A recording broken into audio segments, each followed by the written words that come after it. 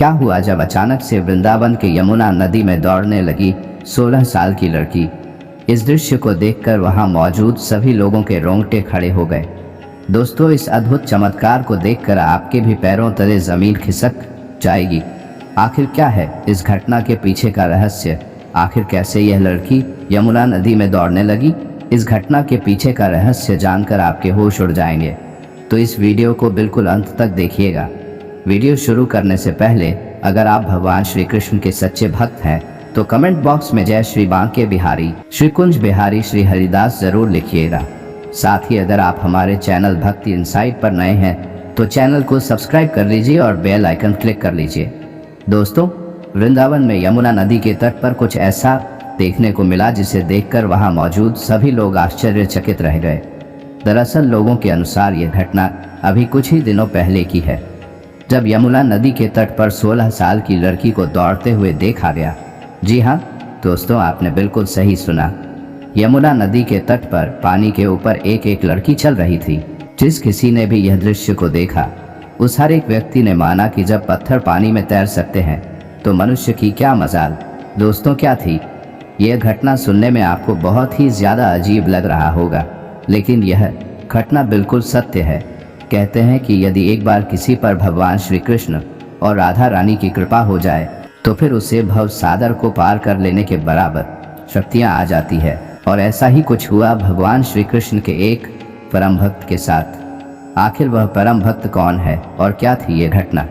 जानने के लिए इस वीडियो को बिल्कुल अंत तक देखें। दोस्तों, वृंदावन के यमुना नदी के घाट पर एक नागा साधु रहा करते थे, जो कि भगवान श्री कृष्ण के साथ साथ राधा रानी जी के बहुत बड़े भक्त थे।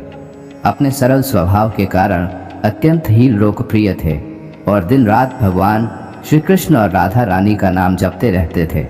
दोस्तों, वृंदावन से ही कुछ दूरी पर एक गांव से सुनीता नाम की लड़की उन साधु महाराज के लिए खाना लाया करती थी। सबसे पहले सुनीता उन्हीं नागा साधु को खाना खिलाती और उसके पश्चात ही बाकी साधुओं को भोजन करवाती थी। एक दिन सुनीता खाना लाने में लेट हो गई।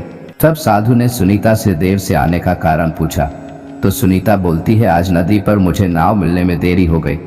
तब बाबा बोले, बेटी, भगवान के नाम पर तो भवसागर पार कर जाते हैं, तुम एक नदी पार नहीं कर सकती। बाबा के इस बात का उस लड़की पर गहरा प्रभाव पड़ा। अगले सुबह सुनीता बाबा के द्वार पर खाना लेकर तुरंत पहुंच गई। बाबा ने पूछा, आज तू इतनी जल्दी कैसे आ गई? सुनीता बोली, बाबा आपने ही तो मुझे सुझाव दिया था। आपके ही दिए सुझाव को ध्यान में रखकर आज मैंने भगवान श्री कृष्ण का नाम लेकर नदी को पार कर लिया। अब मुझे नाव का सहारा लेने की पूरी जीवन भर कोई ज़रूरत नहीं है। दोस्तों, उस नागा साधु ने सुनीता को भगवत नाम का ज्ञान तो दे दिया था, लेकिन उन्हें स्वयं भी इतने बड़े प्रभाव का ज्ञान नहीं था। उन्हें लगा कि सुनीता उनके साथ मजाक कर रही है। लेकिन जब बाबा प्रमाण लेने के लिए सुनीता को लेकर यमुना नदी के किनारे पहुंचे तो यह चमत्कार देखकर उनकी आंखें भी फटी की फटी रह गई। वह आश्चर्यचकित रह गए।